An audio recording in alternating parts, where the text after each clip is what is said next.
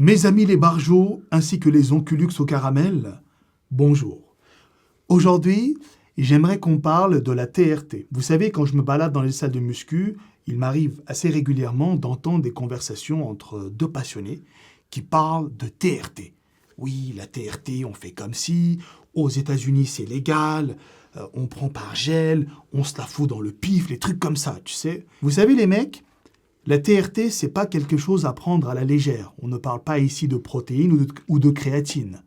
Nous parlons d'une hormone, en l'occurrence de la testostérone. Alors avant de commencer à s'intéresser à ce sujet, ne serait-ce qu'en surface, je pense qu'il est nécessaire de consulter un médecin qui est assez calé dans ce sujet pour qu'on comprenne vraiment ce qu'est la TRT. Et le médecin en question, c'est le Ziz algérien que vous connaissez bien. Le voici. Tu vas bien? Ça va, Fkan. Regarde, il a commencé à travailler les avant-bras et il a retroussé ses manches pour nous les montrer. Bien.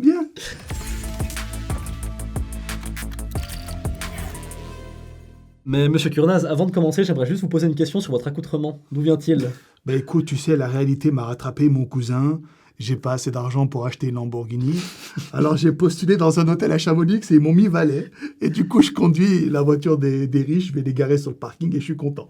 Et ils m'ont dit, bel accoutrement exigé, donc j'ai trouvé ça. Petit nœud papillon de premier de la classe, Lagdar, avec le gilet là qui compresse mon corps. Et wow, on est plutôt pas mal là. Et puis ça fait aussi un peu ambiance premier de la classe, vu que là on fait une vidéo un petit peu en mode littérature. Alors il faut qu'on se mette un peu dans le thème. Exactement. En gros, on va parler de la TRT parce que c'est un sujet qu'on voit souvent revenir sur Internet, sur YouTube. Ouais. Beaucoup de gens en parlent, il y a la controverse, est-ce que c'est de la TRT, est-ce que c'est du chargement, etc. Juste on s'est dit, bah voilà, c'est un sujet qui peut intéresser les gens, juste de savoir un petit peu la théorie dessus. Et puis pour cette fois, je me suis toujours basé sur la littérature scientifique pour pouvoir donner des choses qui sont carrées. Et moi, je me suis basé sur ce qu'on appelle une revue de la littérature. Ça veut dire que c'est un groupe de personnes qui se sont dit, on va regarder l'état des connaissances actuelles sur la TRT. Ils lisent plein d'études et ils en font un résumé. Ils nous mâchent le boulot, quoi. Exactement. Et puis, sauf erreur... Attends, tu veux boire un coup? Attends, non, ça va. Et puis, la revue de la littérature, dont je vous mettrai la référence pour ceux qui sont assez courageux pour lire, c'est en anglais toujours, a regroupé quand même 80 études sur la TRT pour en faire un espèce de résumé. Mais c'est pas tout. J'ai donné des devoirs à Monsieur Kurnaz, qui a dû lire un article qui porte sur un sujet dont on parlera pas, mais qui porte quand même sur la TRT, où il y a des données épidémiologiques, c'est-à-dire à quel taux la TRT est utilisée, pourquoi c'est indiqué, etc. Des choses un petit peu plus simples, mais quand même que M. Kurnaz a dû lire et puis qui pourra vous présenter. Et dans ce qu'il m'a donné à lire, le loustic, il y a un élément qui m'a sauté aux yeux, et c'est la quantité de personnes qui tournent à la testostérone synthétique. Aux États-Unis, 3% des mecs de plus de 40 ans carburent à la testostérone. Ça veut dire que c'est fini l'époque de la protéine. Arrivé à 40 ans, les mecs ils se disent « Putain, je bande plus, libido, néant, je fais du body fat pour rien, je mange des brocolis, je deviens un gros lard, j'ai plus de force, je perds en densité osseuse. » C'est le mec, il se sent vieillir.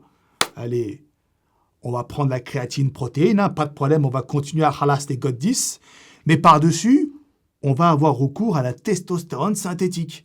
Et aux États-Unis, tu sais, il y a des cliniques qu'ils appellent ça anti-âge. Et en fait, c'est fait en toute légalité. Tu arrives là-bas, les mecs, ils te chargent à coups de testo pour justement que tu sois sous TRT. Et le but d'une TRT, c'est de mimer un taux de testostérone dit normal.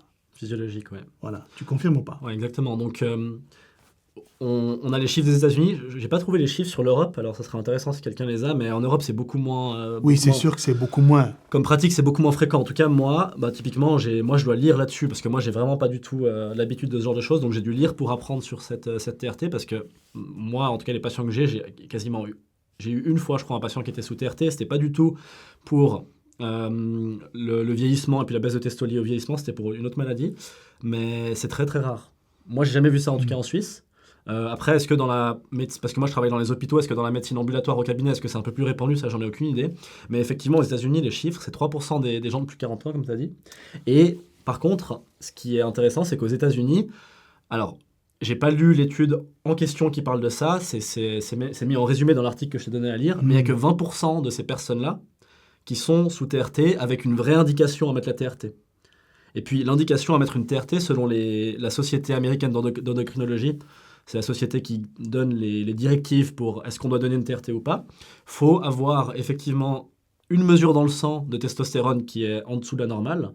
Il y a plusieurs méthodes de mesurer la testostérone parce que la testostérone, elle est à la fois sous forme liée à des protéines dans le sang et puis à la fois sous forme libre et c'est la forme libre qui est active. Je crois qu'il n'y a pas de vrai consensus pour dire laquelle il faut mesurer. Mais il y a quand même des normes pour chaque testo.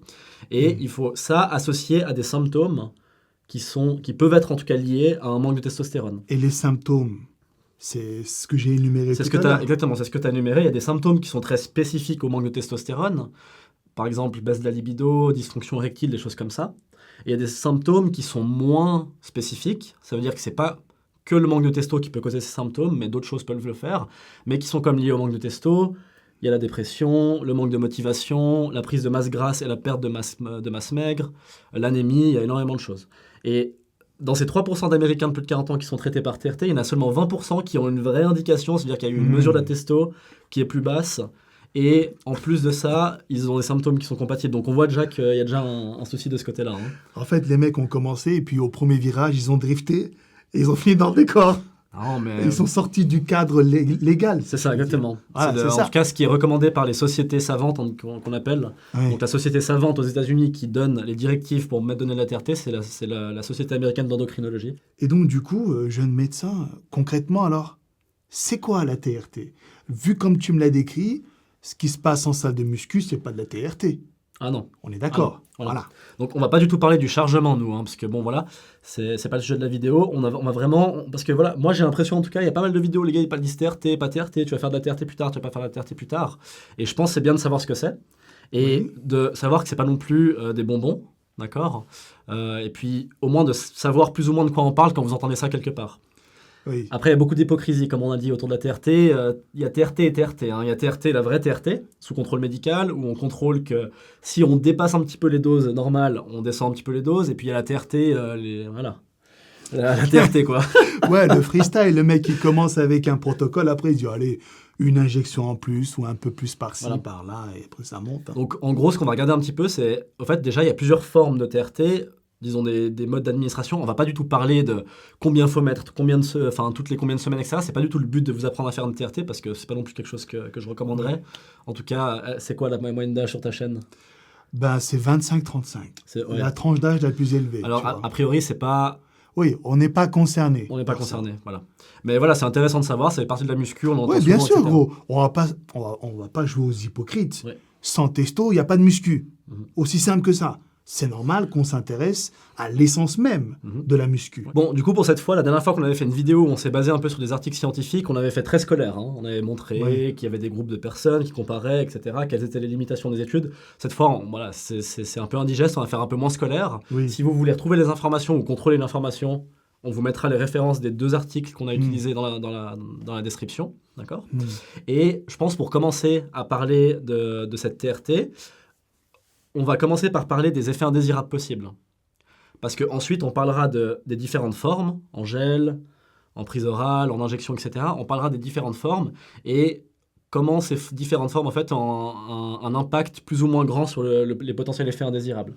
Vas-y. Et ça, on pourra extrapoler effectivement sur les gens qui pratiquent le vrai chargement, quoi. D'accord, intéressant. Voilà. Intéressant. Donc, en gros, le premier effet indésirable qui est connu de la thérapie de remplacement de testostérone, c'est ça que veut dire TRT, c'est d'augmenter le risque d'hypertrophie de la prostate et de cancer de la prostate. Ça concerne beaucoup d'hommes, malheureusement. Voilà. Donc, j'ai pas exactement les chiffres parce qu'il faudrait que je regarde dans la littérature encore, mais au-dessus d'un certain âge, au-dessus de 40 ans, énormément d'hommes, ils ont la prostate qui gonfle, ça fait des symptômes d'avoir un jet d'urine un peu moins fort, etc. Et la testostérone, c'est une hormone qui fait grossir la prostate. Alors, si on reprend la testostérone alors qu'on est censé plus en avoir, c'est sûr qu'au niveau de l'hypertrophie de la prostate, ça va pas aider. Ça, c'est la première chose. C'est pas une contre-indication absolue à donner de la testostérone. Par contre, d'avoir un cancer de la prostate en soi, c'est une contre-indication absolue à prendre de la testostérone replacement thérapie. Empirer. Ça va empirer, exactement, et puis vraiment, ça peut rendre la chose incontrôlable. Donc, pour la vraie TRT, donc la TRT sous contrôle médical avec une indication médicale, un test donc un toucher rectal et puis une prise de sang de la prostate, c'est obligatoire avant de commencer une TRT. Ça, c'est la première chose. Ok. La deuxième chose, c'est le taux de globules rouges dans le sang. En fait, la testostérone, hormis tous les effets qu'on lui connaît, donc les caractères sexuels secondaires, la barbe, la voix, etc., les muscles, ça augmente le nombre de globules rouges. Et qu'est-ce qui se passe quand ça augmente? Alors quand ça augmente le nombre de globules rouges, le sang il devient plus visqueux et moins liquide. Et ça met un risque au fait de faire des thromboses. C'est ce qu'on appelle dans les termes médicaux une polycythémia. Ça veut dire quoi, ça? Ça veut dire que tu as trop de cellules dans le sang, Oui. et ça fait que le sang devient plus visqueux, et a plus tendance à faire des caillots, au fait, de boucher des artères ou des veines. Oh putain. Voilà. Et puis, moi, ma théorie, j'ai pas non plus regardé la littérature, mais probablement qu'il y a des choses dessus. Il y a énormément de bodybuilders qui sont morts pendant le Covid. Et on sait très bien que le Covid augmente énormément le risque de faire des thromboses. Ça a été vu dès le début. Les gens, ils font des embolies pulmonaires, donc c'est des thromboses dans les artères des poumons. Et ça, on a vu que les gens faisaient beaucoup plus ça avec le Covid que des gens qui n'avaient pas le Covid. Donc on sait que on dit que le Covid est une maladie très thrombogène. Ça favorise de faire des thromboses. Et les bodybuilders qui se chargent à la testo, c'est pas de la TRT, hein, c'est des taux mais énormes, ils ont tous un taux de cellules, de globules rouges dans le sang qui est très élevé. Et ça, en soi, c'est un facteur de risque pour faire des caillots. Le Covid, en plus, c'est un facteur de risque pour faire des caillots. Tu mets les deux ensemble, ils font des grosses embolies pulmonaires et je pense probablement qu'il y en a beaucoup qui sont morts de ça. Malheureusement. C'est vrai que le Covid a fait un bon ménage parmi les bodybuilders, malheureusement. Tu sais que oui, mais chaque année, tu as des bodybuilders qui claquent. Hein. Ouais, chaque année, mais pendant le Covid, ça s'est accéléré. Hein. Et des sportifs d'ailleurs aussi. Il y a des sportifs qui sont décédés alors. Ouais. Je sais pas ce que tu penses. Tu penses que tout le monde est chargé dans le sport, toi, ou pas?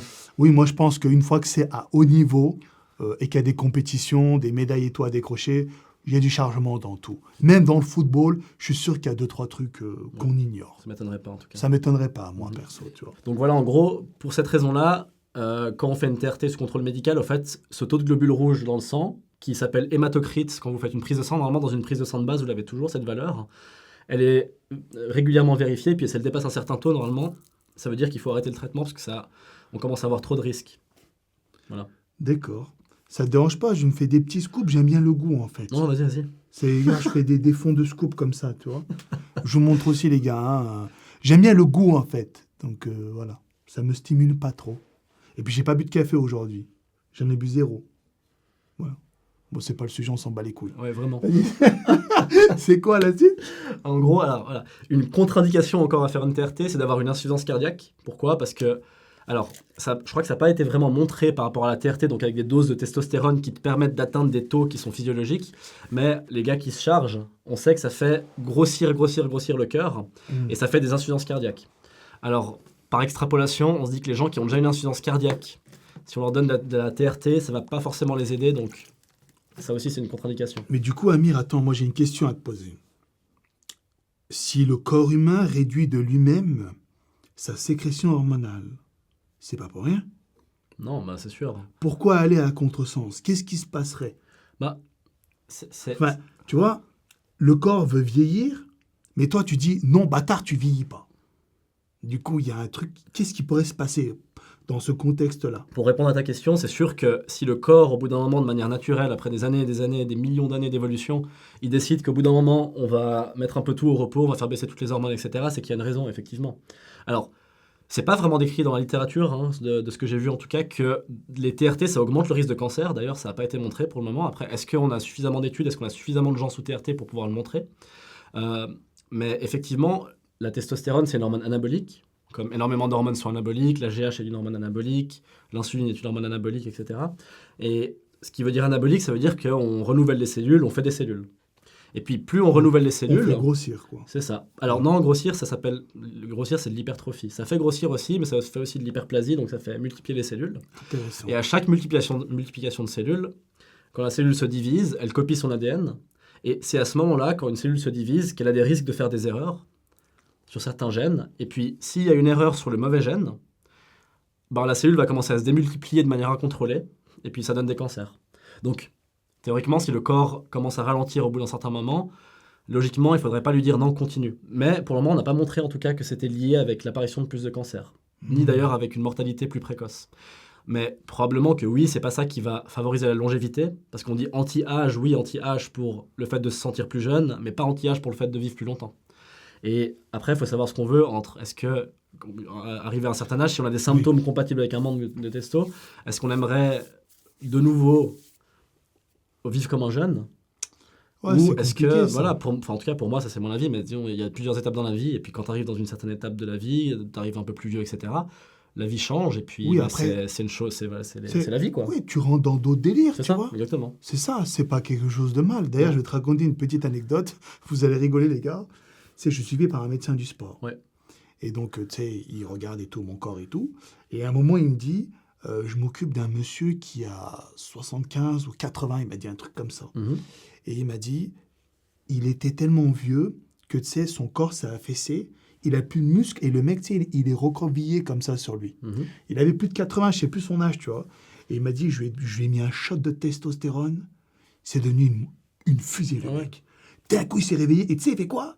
Dès que l'infirmière vient pour lui piquer le cul, il touche le cul de la meuf. Tu sais que ça m'arrive souvent, hein. Tu sais que les vieux À patients... 85 ans, il monte comme ça, le mec. Non mais, tu sais que c'est pas que les gens sous testo, hein. Tu sais, Comment ça moi, tu sais, j'ai beaucoup de patients âgés, au-dessus Ouais. de 70 ans. Vu que je suis en médecine interne, et on a beaucoup de patients de cet âge-là. Et puis, non mais, tu sais, aujourd'hui, on a été éduqués avec des valeurs, faut respecter les femmes, voilà, il y a pas à, à leur mettre la main aux fesses, il n'y a pas à les siffler dans la rue, etc. Ça, c'est très clair pour nous, en tout cas, qui avons grandi voilà, récemment avec... Mais les vieux de 80 ans, etc., et plus, eux, ils n'ont pas grandi comme ça. Ils ont grandi femme au foyer, etc. Et puis, ils mettaient des mains aux fesses. Ouais. Et bah, les pauvres, c'est pas pour valider leur comportement, mais effectivement, à 80, 85 ans, 90 ans, tu vas avoir difficilement changé leur éducation, tu vois. Impossible. Mais frérot, moi, ça m'arrive tout le temps, ça. Alors, des grands-mères qui te font des commentaires en Comment mode... ça Bah, des patientes. Elles te disent quoi? Ça m'est arrivé. Non, mais je vais pas dire ce qu'elles m'ont dit, mais... Et puis, Mais des c'est vieux bon, aussi. bah, c'est anonyme. Des vieux pour les infirmières, qui leur disent « Ah, j'aimerais me marier avec vous », mais des trucs comme ça, des trucs de Ah fou, ouais. hein. Des trucs de fou. Et en plus, si les vieux, ils ont des troubles cognitifs, ils ont des démences, alors là, laisse tomber. Et si tu leur donnes de la testo, là, c'est pire. C'est terminé. Ils font des gangbangs avec toutes les infirmières. Le Terminé. Ok, donc là, on a parlé un peu des effets indésirables. J'ai voulu en parler avant parce que vous verrez que ça a une implication pour ce que je vous expliquais après. Mhm. Et bon, qu'est-ce qu'on peut attendre de la TRT? On a parlé un petit peu au début. Amélioration de l'humeur, augmentation de la masse maigre, diminution de la masse grasse, augmentation de la minéralisation osseuse, de la densité osseuse. Ça, c'est intéressant pour les vieux qui font des fractures. Ça peut améliorer des anémies, par exemple. Est-ce que ça peut améliorer la pilosité? Alors oui, ben, bien sûr, parce que voilà, donc on va pas faire un cours sur la testostérone, mais très rapidement, la testostérone, elle se transforme en partie en dihydrotestostérone, en DHT, ça tu sais, tu l'avais Oui. expliqué dans des vidéos anciennes, Oui. et une partie en oestrogène via l'aromatase. Et la DHT, c'est effectivement l'hormone qui donne les caractères sexuels secondaires, donc la pilosité en particulier, donc oui. Tous les symptômes qu'Efkan a mentionnés qui peuvent être liés à une baisse de testostérone, ben, c'est ceux-là qui sont qu'on espère améliorer au fait avec une TRT. D'accord. Donc, ça, c'est un peu ce qu'on peut en attendre. Et maintenant, on va pouvoir parler un peu de quelle forme existe, quelles sont les différences. Ça va être assez intéressant. Pourquoi telle forme ou telle autre forme a plus de risques d'effets indésirables. C'est aussi intéressant. Et puis, à la fin de tout ça, on pourra avoir une petite discussion philosophique sur pourquoi la TRT est aussi peu utilisée en Europe. Est-ce qu'on devrait plus l'utiliser? Est-ce que non? La première forme qui existe, c'est la forme orale. Ça, je pense que tu peux en parler. Tu connais? Oui, bah écoute, moi j'ai mes Qu'est-ce qu'on t'a potes. dit sur la forme orale? Bah, tu sais, moi j'ai mes potes qui chargent. Ouais. Et avec le temps, ils prennent plus sous forme injectable que orale. Mhm. Pourquoi? Parce qu'apparemment, le foie, il prend tarif sa grand-mère. Mhm, mhm. Mais qu'est-ce qui se passe concrètement dans le foie? Alors, Ce que je sais, c'est que c'est une molécule que le foie ne sait pas filtrer, ça. Et donc, ça fait des lésions après. Alors, ça, le foie peut le métaboliser. Le foie, c'est une grosse usine. Il faut voir ça comme une grosse usine qui métabolise tout ce qui passe par le tube digestif. Donc, en gros, quand on prend quelque chose par la bouche, un médicament, n'importe quoi, c'est absorbé par le tube digestif, par les intestins, et ça passe dans les veines. Et avant, ça passe au fait d'abord par le foie. Et puis, quand ça passe par le foie, pour certains médicaments, en fait, ça va totalement le métaboliser, et du coup, le médicament, il sera beaucoup moins efficace. C'est ce qu'on appelle l'effet de premier passage hépatique. Hépatique, ça veut dire pour le foie. Et pour la testostérone, déjà, il y a un très gros effet de premier passage hépatique. Donc, il y a une grosse partie de la testostérone qui est bouffée par le foie avant même qu'elle arrive dans la circulation pour pouvoir être efficace. Et en plus, c'est toxique pour le foie. Donc, en général, les TRT, c'est jamais prescrit sous forme orale. Ça, c'est exclu. En gros, c'est la plus grosse douille, je veux dire. Ouais, C'est le mode d'administration le moins bon. Le moins bon. Personne n'utilise en tout cas pour les TRT. Donc en gros, la prochaine forme dont je vais vous parler, c'est la forme nasale. Tu savais que ça existait? Alors ça, non, je sais pas. Ouais, donc, Ça, j'avais jamais entendu parler. voilà, donc dans les papiers que j'ai lus, en fait, depuis 2014, il y a des formes de testostérone intranasales qui sont disponibles, donc vraiment comme les médicaments qu'on met dans le nez. Hein. Mais c'est pas un truc que tu sniffes comme la coke? Non. T'imagines le mec, il passe au stade au-dessus, il va sniffer de la testo. Et non, vas-y, raconte. Non, et puis en gros, en gros, c'est dans chaque narine, tu mets je sais plus combien, plusieurs fois par jour dans le nez, en fait. Ouais. Et puis, alors, ça évite le premier passage hépatique, parce que dans le nez, il y a des capillaires. En fait, c'est très très vascularisé le nez. C'est pour ça qu'il y a pas mal de médicaments qu'on met dans le nez, parce qu'il y a énormément de vaisseaux dans le nez. Et du coup, ça s'absorbe directement dans les vaisseaux du nez, ça passe directement dans la circulation, sans avoir cet effet de premier passage hépatique. Donc c'est intéressant pour ça. Donc il n'y a pas les inconvénients de la prise par la bouche. Et alors, dans un des papiers qu'ils ont inclus dans la revue de la littérature que j'ai lu, ça monte chez 300 personnes environ, ils ont regardé, et puis chez 90% des gens, avec les dosages habituels qu'ils utilisent pour la TRT, ils ont atteint des taux physiologiques de testostérone. C'est tous des gens en fait, qui avaient un taux qui était en dessous des normes, ils ont tous atteint un taux physiologique, et seulement, je crois, 2,9% ou 3%, ils ont dû arrêter le traitement parce qu'ils avaient des effets indésirables, et ce n'étaient pas des effets indésirables liés à la testostérone, c'était des effets indésirables qui étaient liés au fait à l'administration. Donc des gens qui saignaient du nez parce que c'était un petit peu agressif pour le nez, qui avaient des maux de tête, qui avaient des sinusites, des bronchites, etc. Après, le suivi de l'étude n'était pas très long, je me rappelle plus par cœur, mais ça veut dire on va avoir du mal à dire est-ce que ça fait faire des cancers, etc. si on suit les gens que pendant 12 mois, parce qu'un cancer ça se fait pas en 12 mois. Ah bah oui, c'est sûr. À part très rare exception. Mais donc à court terme, ils ont bénéficié de tous les effets positifs de la testo. Exactement, et puis ils ont vu effectivement que 90% avaient atteint ces valeurs normales de testostérone, ils avaient augmenté leur composition corporelle, donc plus de masse maigre, moins de masse grasse. Ils avaient moins de troubles de l'humeur, moins de dépression en gros. Arrête cousin, arrête. Ils vont tous se charger là, arrête, c'est bon. On passe à la suite. Ouais. Donc voilà, en gros, c'est une forme qui marche, en gros la forme intranasale, et puis qui n'est pas très invasive, il n'y a pas de piqûre, etc. Donc c'est une forme qui est relativement utilisée aux États-Unis, qui est disponible en France aussi d'ailleurs, sauf erreur. Ça, j'ai jamais entendu parler. Ça existe en France, dans les pharmacies, mais... Ah ouais? Oui, bien sûr, c'est ce qui était mentionné, mais peu importe, disons que c'est pas des choses qu'on utilise pour se charger, je crois. Là, on parle pas de chargement encore, les amis. Oui, hein. on parle de TRT. Moi, je parle vraiment de TRT, côté médical, la vraie TRT suivie par un médecin, etc. Et puis la dernière chose que je voulais dire, du coup, pour l'administration nasale, est-ce que tu te rappelles de l'axe gonadotrope? Oui. Bon, quelqu'un se rappelle, moi je vais vous expliquer très rapidement ce que c'est l'axe gonadotrope. En gros, c'est des réactions en chaîne d'hormones, entre guillemets, qui finissent par donner de la testostérone. Ok? Donc ça commence dans le cerveau, il y a l'hypothalamus qui sécrète une hormone, qui va stimuler l'hypophyse, qui est aussi dans le cerveau. L'hypophyse va sécréter deux hormones qui s'appellent la LH et la FSH. Oui. Okay? Cette LH et la FSH, ils vont partir dans la circulation sanguine, et ils vont arriver aux testicules. Dans les testicules, il y a des cellules qui ont des récepteurs pour ces hormones, et quand LH et FSH se collent sur ces hormones, ça fait... Sur les testicules, tu veux dire? Ouais, sur les testicules, pardon, sur les cellules des testicules, ça fait multiplier le nombre des cellules dans les testicules, ça les fait grossir, et ça leur fait produire de la testostérone. Putain, c'est dingue. Donc voilà comment ça marche l'axe gonadotrope. C'est un axe qui se limite lui-même, en fait. Ça veut dire que s'il y a énormément de testostérone dans la circulation sanguine, l'hypothalamus et l'hypophyse, ils vont sentir le taux de testostérone dans le sang, et s'il y a trop de taux de testostérone, ils vont diminuer LH et FSH, qui à leur tour vont stimuler moins les testicules, qui va baisser le taux de testostérone.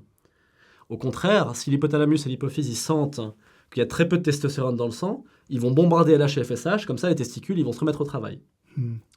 Ça, on comprend assez aisément pourquoi les bodybuilders ils ont des tout petites... parce qu'ils s'injectent des doses qui sont extrêmement supraphysiologiques. Du coup, qu'est-ce qu'ils sentent, l'hypothalamus et l'hypophyse? Ils disent, purée, mais il y a énormément de testostérone là. On va arrêter la production, il arrête totalement LH-FSH. Plus de LH-FSH, les cellules des testicules, petit à petit, elles diminuent en nombre, elles diminuent de taille. Elles arrêtent de produire de la testo. Et aussi, ça a une influence sur la fertilité, LH et FSH. Ah bah ça, donc, c'est des gens qui deviennent infertiles et qui, leur couille deviennent inactive. En gros, c'est ça qu'ils ont des tout petits testicules, les gens qui prennent de la testo. Est-ce que ces mecs-là, ils continuent à faire du sperme? Oui, mais alors, c'est du sperme un peu transfluide, c'est plutôt du liquide séminal qu'ils font, surtout.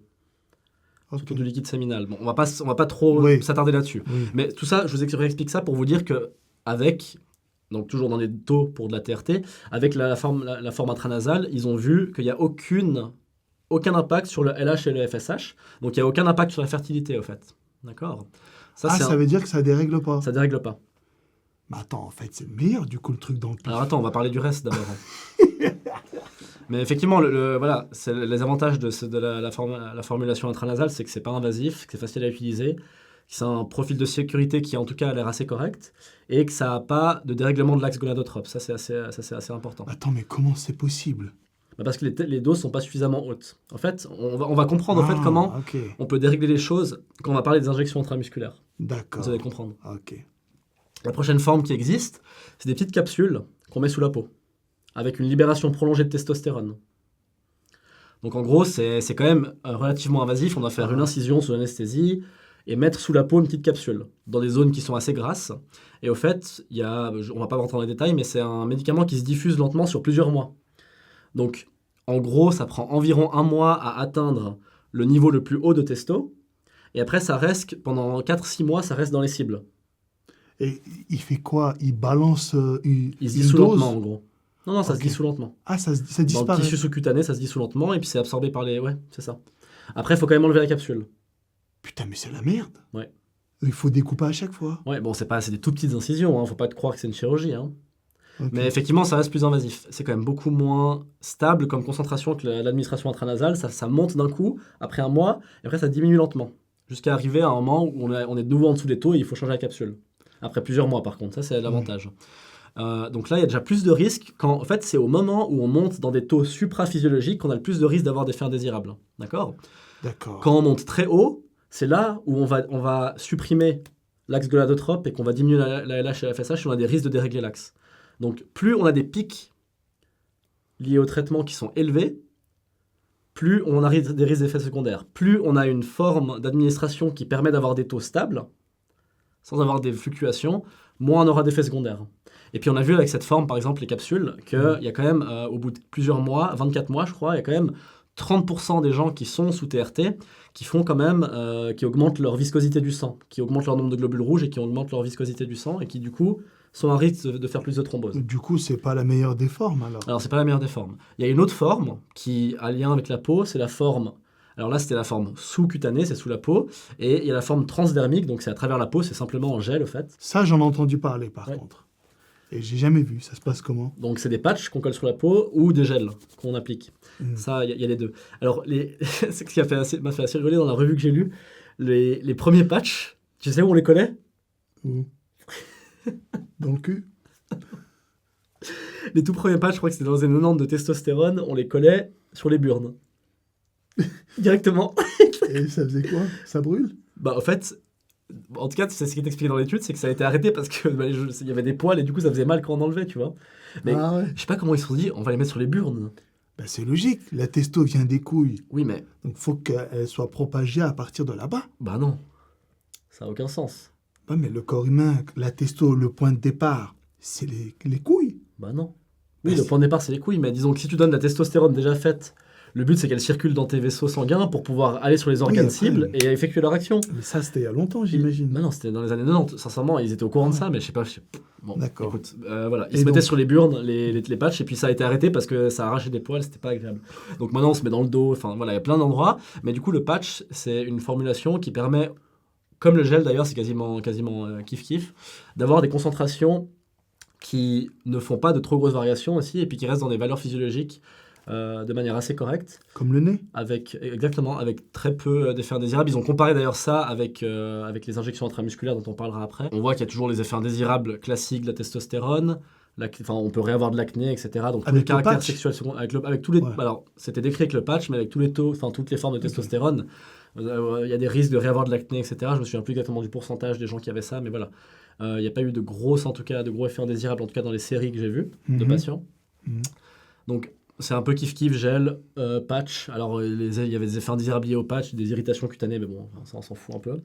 Il y a des gens qui ont arrêté à cause de ça. Si le mec, il se paye une seconde jeunesse pour juste quelques poils qui s'arrachent, je pense qu'il s'en bat les couilles. Hein. Ouais, c'est ça. Et Amir, du coup, pour la dernière forme, il reste les injections. Donc, la forme la plus populaire, si je puis dire. En tout cas, celle on entend le plus parler, parce que les gens qui se chargent, effectivement, ils le font sous forme intramusculaire. Ok, bah, tu vas nous expliquer alors comment ça se passe. Donc, bon, la dernière forme, effectivement, c'est les injections intramusculaires, c'est ce que les gens connaissent un peu le plus, parce Ouais. que c'est comme ça que les gens les se chargent. Déjà, les premiers désavantages qu'on peut trouver à cette forme, c'est que déjà, c'est invasif, parce que ça reste une piqûre. Il y a tous les risques qui sont liés à un geste invasif, ça veut dire le risque d'infection. Quand il y a une infection, le risque de faire un abcès, et puis quand il y a un abcès, le risque de faire une infection disséminée, ça peut être assez grave. Il y a aussi le risque de toucher sur le trajet des structures qui sont dites nobles, par exemple un nerf. Donc typiquement, tu sais quel nerf passe dans les fesses? Le nerf sciatique. Exactement. Et ça fait mal quand on touche. C'est un nerf sensitif, donc c'est un nerf au fait, qui permet de sentir au fait, une partie de la jambe, certaines parties de la jambe, pas toute la jambe. Donc dire si on le touche, ça dépend à quel point on le lèse, mais on va perdre une partie de sensibilité de la jambe, soit on va tout perdre, soit on va perdre une partie, soit on va avoir des sensations bizarres dans la jambe, soit on peut même avoir des douleurs dans la jambe, des douleurs d'électricité, des douleurs de type brûlure, il y a plein de Putain. possibilités. Ah, c'est la guerre. Alors, comme on peut entendre, ça paralyse pas, c'est pas un nerf moteur, donc parce que très grossièrement, mais vraiment très grossièrement, il y a deux types de nerfs. Il y a les nerfs sensitifs. Donc, par exemple, si je te touche, les nerfs qui est connecté à ta peau ici, il va partir jusqu'à ta colonne vertébrale. D'accord? À côté de ta colonne vertébrale passe la moelle épinière. Et puis, le nerf, il va remonter. En fait, la moelle épinière, c'est juste un ensemble de nerfs qui sont en train de remonter vers le cerveau ou de descendre, ça dépend de quel nerf. Et puis, ça va monter à ton cerveau et ça va donner l'information, quelqu'un vient de te toucher ici. Si je te pince, c'est un autre type de nerf aussi qui va te dire on vient de me faire mal. Il y a d'autres types de nerfs qui permettent de faire du mouvement, de bouger les muscles, etc. C'est les nerfs moteurs. Et puis le nerf sciatique est un nerf sensitif. Donc il n'y a pas de paralysie de la jambe si on le touche, mais il peut avoir perte de sensibilité, sensations bizarres, douleurs, etc.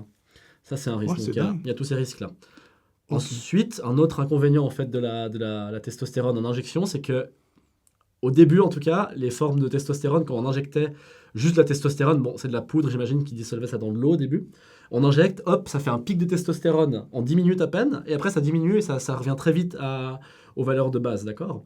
Et puis on sait que quand il y a plus le pic il est haut, plus on passe au-dessus des valeurs normales, plus on a de risque d'effets indésirables. Ça, c'est le volume à pas descendre, la Ouais. dose à pas descendre. Ouais, ça c'est Ça, c'est la dose à pas dépasser. ouais, c'est ça. Donc, si on est au-dessus ou en dessous Ouais. de ces zones, il y a des problèmes qui arrivent. Alors en dessous, effectivement, on va avoir les signes et symptômes de l'insuffisance de testostérone. Voilà. Et quand on est au-dessus, c'est là qu'on a le plus de risques, d'effets indésirables, comme par exemple l'augmentation de la viscosité du sang, Oui. et qu'on a aussi le plus de risques de savater l'axe gonadotrope. Ah bah oui. Ça, c'est important à savoir aussi. Et donc, en injection, au début, Grossièrement, en injection. Alors, ce qu'ils ont fait déjà pour contrer le problème de cette dose qui arrive d'un coup en 10 que- minutes et qui descend. quand ça monte, ça dépasse ici. Oui, largement, ouais. Ok. Et même avec des doses de TRT, on dit pas avec des doses de chargement. Avec des doses de TRT, ça dépasse les normes. Hein. Ouais. Et pour contrer un peu ce problème du fait que c'était très rapide et puis au fait ça descendait, et du coup c'est pas possible de s'injecter toutes les demi-heures ou toutes les heures, ils ont estérifié les formes de testostérone. C'est un procédé chimique dont je connais pas les détails, qui permet au fait que la testostérone en poudre elle soit beaucoup plus soluble dans de l'huile.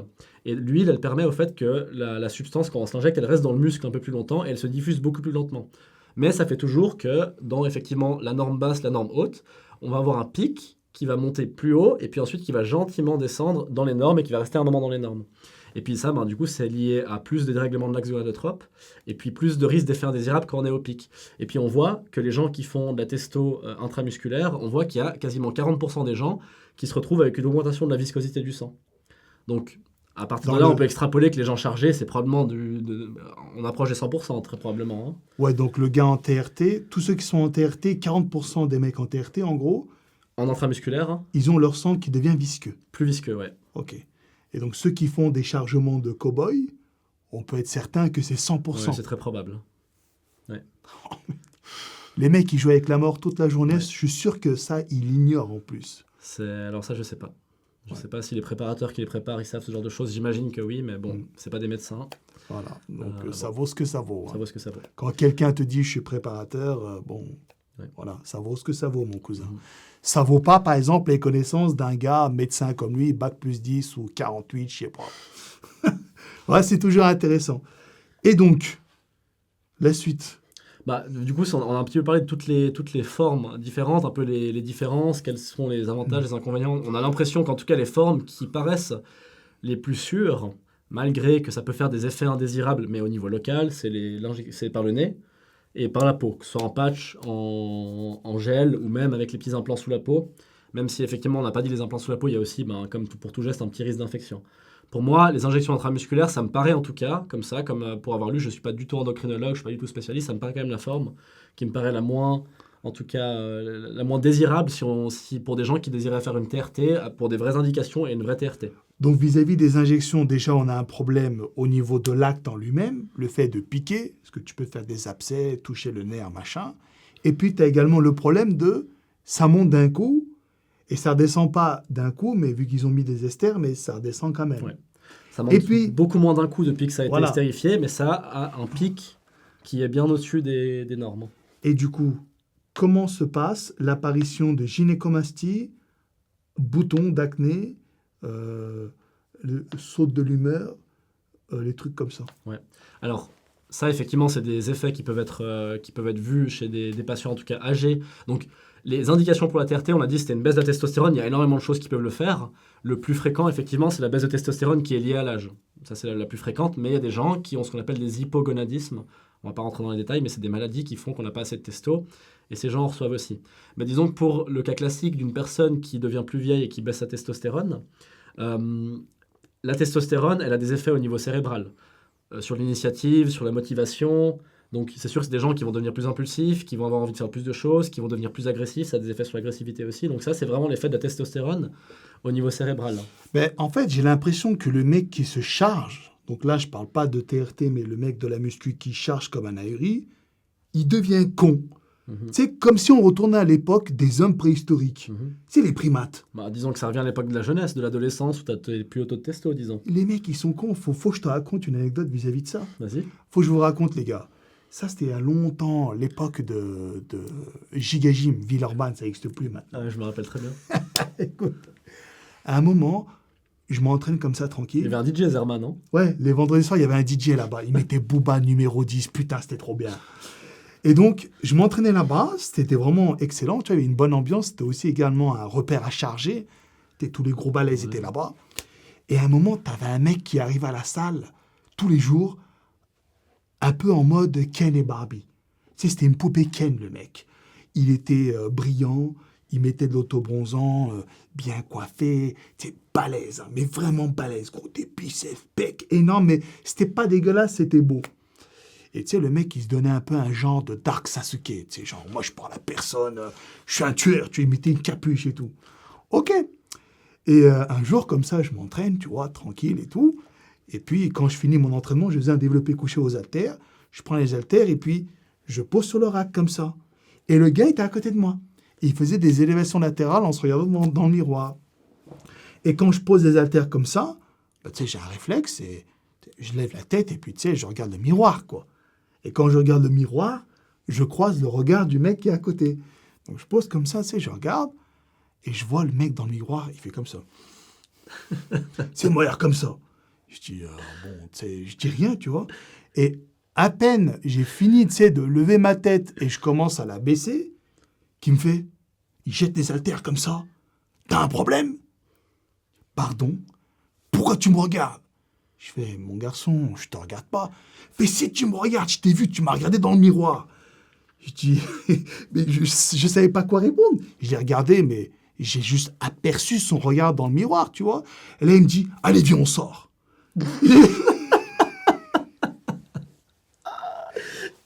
Pourquoi tu veux sortir? Moi, je vais te montrer, moi. Moi, j'ai des muscles qui fonctionnent. On va se battre dehors, il me fait. Je dis, mon pote, tu vas pas bien, cousin. Il a fait un roidrage, quoi. Il a fait un roidrage, voilà. Bon, là, on parle de quelqu'un de chargé, hein, vous comprendrez bien, mais voilà, c'est pour, comme je vous dis, on peut extrapoler les effets de la testostérone à des taux physiologiques sur des chargés. Donc, de manière physiologique, enfin, voilà, si on redonne à un vieux de la testostérone, il va devenir plus agressif comme quand il était jeune, avec plus d'initiative comme quand il était jeune, mais évidemment, si tu donnes 8 fois la dose, ça part en roidrage, tu vois. Ah, mais putain, ouais. Bah oui. Et du coup, le gars qui est en TRT, normalement, il n'est pas censé avoir des effets négatifs si extrêmes comme ça. Alors non, mais bien sûr que c'est sûr que si tu es âgé, que voilà, on sait qu'avec l'âge vient de la sagesse, tu es un peu plus calme, un peu plus posé, etc., c'est sûr qu'il va reprendre un libido de quelqu'un qui a 25 ans, si on remet des taux dans la norme, il va prendre une agressivité de quelqu'un qui a 25 ans. Après, ça dépend toujours des personnes, hein. Il y a des gens qui sont sous TRT, si c'était des gens très calmes à la base, probablement que ça fera rien. Mais ils vont, voilà, un sens de l'initiative de quelqu'un qui a 25 ans, etc. Voilà, ça c'est sûr. Ok. Donc, mais voilà, et c'est sûr que si tu mets 10 fois les doses pour les gens qui sont chargés, ça va devenir des gars agressifs, ça va devenir des énormes queutards, etc. Tu vois. Ok. Et du coup, pour l'acné alors, l'acné, gynécomastie, tout ça. Alors, pour l'acné, c'est comme on avait dit avant, la dihydrotestostérone, donc la DHT, qui est un dérivé de la testostérone qui donne les caractères sexuels secondaires, dont la pilosité, dans la voix grave, etc. Et qui donne aussi les boutons d'acné. Donc, on peut aussi s'attendre, en reprenant des taux physiologiques de testostérone, d'avoir de nouveau de l'acné. Ça, c'est une possibilité. Et la gynécomastie, au fait, c'est dû à un taux d'œstrogène qui est trop élevé. Et ça, c'est dû au fait qu'on a tous, dans notre corps, on a une enzyme, une protéine qui s'appelle l'aromatase, qui transforme la testostérone en œstrogène. Et l'œstrogène, il a comme action, entre autres, parce qu'il y a énormément d'actions de l'œstrogène, il fait développer les glandes mammaires. Normalement, chez les hommes, les glandes mammaires ne se développent pas, c'est chez les femmes que ça se développe. Et du coup, c'est ce qui fait cette gynécomastie, l'aspect un petit peu de mamelle, quoi. Et puis ça, au fait, plus on a de testo, plus on aromatise. Après, je pense évidemment, il y a des gens qui aromatisent plus que d'autres, ça c'est sûr. Il y a des gens qui sont, sans avoir de la testo en excès, aromatisent quand même trop et puis font de la gynécomastie. Et ce qu'on retrouve très souvent, c'est les obèses qui font de la gynécomastie parce qu'il y a beaucoup d'aromatase dans les cellules graisseuses. Et plus on est obèse, plus on va aromatiser et plus on va faire de la gynécomastie, qui va en plus se surajouter à l'adipomastie. Donc c'est juste le fait d'avoir du gras au niveau de. Après, le rendu est dégueulasse. Donc du coup, petit hors-sujet. Dans le cadre d'une prise de masse, il ne faut pas faire trop de masse grasse, c'est ça? Non, disons que c'est pas recommandé. Ça peut être contre-productif vis-à-vis de la testo. Exactement. Disons que le gras, c'est encore un sujet tout autre. On peut éventuellement faire une vidéo. Le gras... les gars, attends, dites-lui là, putain, je l'appelle, il vient de Genève, là, exprès, on fait des vidéos. Consultation gratuite pour tous les clasheurs, bordel, profitez-en. Mettez vos commentaires, là. Non, mais disons que le gras, c'est un énorme sujet, les cellules adipeuses. C'est pro-inflammatoire. On peut faire de la gynécomastie, il y a énormément de... Enfin voilà, on peut faire une vidéo pour parler un peu pourquoi. Il n'y en a plus un seul qui va vouloir rester gras, je peux vous dire. Alors, c'est sûr que devenir trop sec, c'est pas bon non plus. Faut vraiment rester au juste milieu, mais bon, on va pas en discuter plus que ça, je l'évoque comme ça. Donc on a parlé de la gynécomastie, l'acné, les roid rage. C'est ça que tu m'avais demandé, non? Ouais, et puis, voilà. Après, donc, c'est bon. Moi je profite pour rebondir là-dessus, pour lancer un peu, en tout cas une piste de réflexion pour que moi je me lance en tout cas.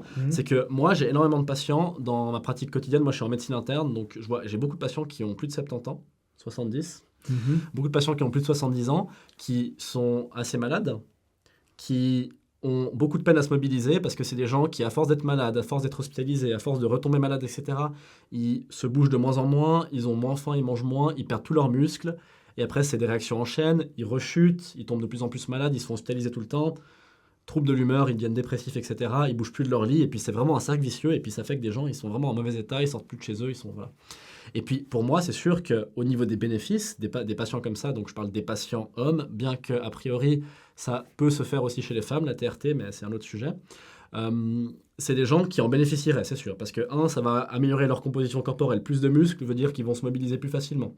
Je crois que c'est des patients souvent qui perdent leur autonomie, qui sont extrêmement dépendants, qui ont besoin d'infirmières ou d'aides-soignantes qui viennent à la maison pour les aider.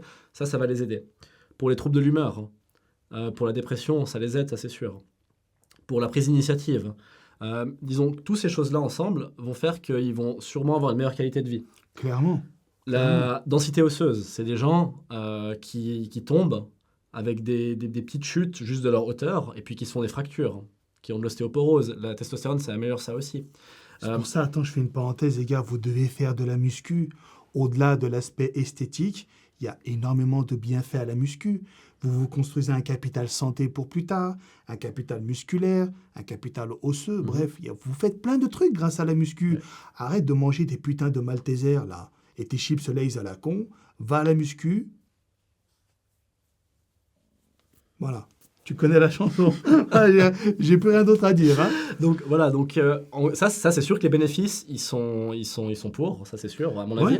Par contre, il y a toujours dans tout ce qu'on fait au niveau médical, on se dit toujours quels sont les bénéfices, quels sont les risques, parce qu'il n'y a rien qui ne comporte pas de risque, même de prendre ça serait trop beau, un comprimé de médicaments très fréquents, tout comprend des risques. Donc on prend toujours bénéfice-risque, et puis quand la balance elle est vraiment en faveur des bénéfices, on y va. Quand c'est un peu mitigé, on discute avec les gens et puis on décide. Donc, pour ce cas de figure, ce type de profil, quel pourrait être le risque majeur pour ces gens-là? Disons que moi, ce que je vois en tout cas, alors il faudrait lire encore dans la littérature. J'ai pas pu lire tout ce qu'il y a sur la TRT parce que forcément, j'ai pas le temps et que c'est pas quelque chose que je vois souvent. Mais les problèmes que j'identifie, en tout cas moi, chez mes patients âgés qui pourraient en bénéficier de cette TRT, c'est que, ils ont tous des prostates qui sont un peu trop grosses. D'accord? Et puis, alors, certains qui ont probablement un début de cancer de la prostate, mais d'autres c'est juste une grosse prostate, ça vient très souvent avec l'âge. Et puis dans la prostate, au fait, passe l'urètre, d'accord, où les urines doivent s'écouler. La prostate, si elle devient trop grosse et qu'elle comprime l'urètre, les urines ne s'écoulent plus. Et là, ça veut dire sonde urinaire qu'on doit laisser en place. Alors à quoi ça sert de reprendre du muscle et de reprendre une autonomie, peut-être si tu te retrouves avec une poche à urine tout le temps? Ça, c'est un premier bémol. Deuxième bémol, on sait que les patients qui sont âgés, ils sont aussi plus à risque de faire des thromboses. Et on sait que la TRT, ça augmente la viscosité du sang et le risque de thrombose. Et voilà, donc faudrait lire, voir s'il y a des études scientifiques qui sont assez documentées sur ça pour voir si le rapport risque-bénéfice il est en faveur pour ce genre de patients-là. En tout cas, mes patients-là, moi je parle des miens. Ou est-ce qu'il y a trop de risques et puis que ça ne serait pas quelque chose qu'on ferait? En tout cas, c'est quelque chose qu'on ne fait jamais. C'est sûr qu'on ne fait jamais. Et puis je me demande pourquoi. Donc je vais me renseigner un peu. Aux États-Unis, ça se fait? Alors aux États-Unis, voilà, on a dit c'est 3%, c'est pas non plus énorme. Des plus de 40 ans, il faudrait voir les proportions chez les plus de 60 ans, plus de 70 ans. Ça pourrait être intéressant. Et puis, je pense qu'il faudrait, en tout cas, je pense que c'est quelque chose qui n'est pas très, très, très, très répandu. Même aux États-Unis, 3%, c'est pas non plus... Voilà, mais ça reste quand même relativement répandu. Mais en tout cas, chez nous, en Europe, c'est pas très répandu. Et ça serait bien qu'on ait des grosses cohortes de patients qui sont sous TRT, qu'on suit pendant 10, 15, 20 ans, pour voir vraiment à long terme s'il y a une mortalité plus augmentée, risque de cancer de la prostate plus augmenté, est-ce qu'il y a d'autres cancers plus augmentés, est-ce que ils meurent plus tôt, etc. Ça serait assez intéressant à voir. Mais peut-être que l'étude a déjà commencé, là, non? Alors peut-être que l'étude a déjà commencé, peut-être qu'elle est même déjà disponible. Donc faudrait regarder. On va regarder exactement. Mais je pense que c'est une affaire de quelques années. Parce que quand tu parles de la TRT, tu nous vends le truc, on dirait c'est une villa en bord de mer. Ouais, mais il y a toujours des risques. Et puis voilà, ça c'est la première chose côté vraiment scientifique. Voilà, les perspectives d'avenir, en tout cas que moi je vois, si ce n'est déjà fait, parce que j'ai pas encore regardé dans la littérature les questions que je me pose. Mais l'autre chose, c'est qu'il y a plusieurs... Voilà, la vie est telle qu'elle est. Et puis quand tu es jeune, tu es un queutard, tu as de l'énergie, etc. Et puis quand tu es vieux, tu t'intéresses à d'autres choses, tu es plus calme, tu es plus posé, etc. Bien sûr. Donc est-ce que c'est vraiment nécessaire de vouloir absolument revenir en arrière, ou est-ce que c'est pas... plus sage de vivre la vie comme elle a été conçue. Regarde. Imagine, tu as 70 ans, tu aimes bien cultiver les tomates de ton jardin. Ouais. Tu kiffes ta grand-mère. Ouais. Un jour, tu te réveilles, tu te dis, j'ai plus assez de force pour aller cultiver mes putains de tomates. Est-ce que se prendre un shot de testostérone pour pouvoir recultiver tes tomates ferait de toi un putain de queutard? Non, c'est sûr que si c'est pour les tomates, c'est pas un queutard, mais tu peux Donc être là, sûr. on parle de TRT, ami. Oui, bien on sûr. On parle pas du chargement. Non, on parle pas c'est de sûr, chargement. si tu le charges et le mec qui va sur des sites de rencontres... Non, mais ça, c'est les gens qui ont une libido qui est extrême dû au produit parce qu'ils se chargent énormément. Mais donc, c'est pas ça le reste but, là. qu'il va de nouveau avoir une libido quand il avait 25 ans. Même avec un peu de TRT. Une TRT, en tout cas sur le plan médical, c'est de pouvoir revenir dans des taux normaux de testostérone. Et les taux normaux de testostérone, tu les as quand tu es jeune. Donc, ah oui. Bien sûr, donc il va redevenir un queutard. Ah bah oui. Donc est-ce que tu as vraiment envie de ça? Moi je pensais que c'était réadapté en fonction de l'âge. Oui, mais il faut voir avec les gens si peut-être, imagine que toi, à 75 ans, tu es en pleine forme, bien sûr tu es un peu plus fatigué, bien sûr tu as un peu moins de muscles, bien sûr ci, bien sûr ça, mais est-ce qu'on aura vraiment envie de revenir queutard, impulsif, etc., comme quand on était jeune? Non, ça c'est une question. Ça dépend des gens. On ne sait pas dans quel délire on sera, voilà. Mais moi je me vois mal... faire du squat à 140 kilos, tu vois. Non, mais dans le sens... Alors ça, tu n'y arriveras probablement pas parce que la testostérone, ça sauve pas toute la dégénérescence du corps, ça c'est sûr. Ouais. Et ça te fait pas revenir en arrière non plus, ça c'est certain. Mais voilà, c'est aussi ça à prendre en compte. Est-ce que vraiment, il faut, quand on est vieux, revenir en arrière et puis avoir une testostérone de quelqu'un de 25 ans? Ah ben ça c'est une question intéressante, Amir, franchement. Moi, je pourrais pas répondre, je ne sais pas. Ouais, moi non plus. On va attendre des études, ma foi. Probablement pas pour ma part. Je suis trop hyperactif, j'aimerais bien me vieillir et puis tranquille. Oh, vous savez, il a fait quoi tout à l'heure? Il a tapé des sprints dans ma maison. Il courait de la cuisine jusqu'au salon. Je dis, mais qu'est-ce que t'es en train de faire? Il me dit, putain, j'ai bu un café, je suis trop chaud là. Gros, moi, je bois un café, je dors. Toi, tu bois un café, on dirait que t'as pris 4 scoops de Big Shot, c'est quoi ça? Putain, bah écoute, Amir, franchement, c'était une excellente vidéo. J'espère que vous avez kiffé, vous les clasheurs. Moi, j'ai appris plein de choses grâce à la TRT. Franchement, il y a plein de trucs que j'ignorais. Comme la testo dans le pif, ça, je savais pas que ça existait, tu vois. Les amis, j'espère que cette vidéo vous aura plu. Si c'est le cas, n'hésitez pas à nous faire part de votre contentement dans l'espace commentaire. Et si vous voulez que je traite d'autres sujets avec ce loustic, n'hésitez pas à nous soumettre vos idées. Il n'est pas souvent disponible, il travaille beaucoup. Et dès qu'il est disponible et qu'il est chaud pour faire une vidéo, je l'appelle, on se capte et on fait la vidéo. T'as un dernier mot à dire, Amir? Alors, ouais, si vous voulez nous voir en venir aux mains, on va faire un live juste après, donc vous pourrez le voir dans les rediffusions. On va faire un live et les gars, on va faire on va répondre un peu à des questions qui ont été posées sur Insta et dans le live. On va faire une tier list des pâtisseries. Lui et moi. On va se battre. On n'a absolument pas les mêmes goûts, ça va en venir aux mains. Ouais, ça va être chaud. Donc je vous mettrai la rediffusion du live aussi sur ma chaîne YouTube. Playlist, rediff, live. Ok, tu défiles et tu verras nos gueules. Et si vous voulez suivre son Insta, je vous le mets dans la description de la vidéo. Et puis comme ça, vous irez vous abonner si ça vous intéresse. Bon, nous on vous laisse là maintenant les potos. On vous dit bye bye et À la prochaine. à la prochaine.